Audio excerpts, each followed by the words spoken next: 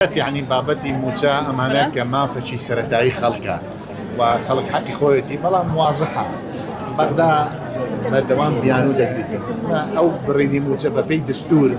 يعني أما تاوانا بلاستي تاوانا بلا خود زاني أو ركوتناني إيما لقى حكومة يكلا دوايك كان بتايبتي دواي 2003 هم التزام بالدستور ونكراو هم التزام بالركوتنا كانش ونكراو إيما أو ركوتني حكومتي هريم لقال حكومتي الاتحادي اويك كردومانا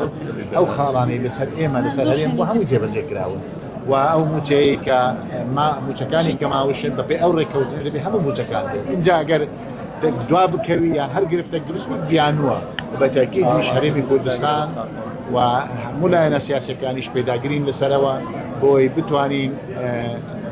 او گرفتانه چاره سر بکن و پیش ما او دو سه منقرات فرقی به هول بدین اتفاق چی تازه لگه حکومتی آینده هر زاین لگه چه رای دکوی بابدار کوي بو او گرفتانه چاره سر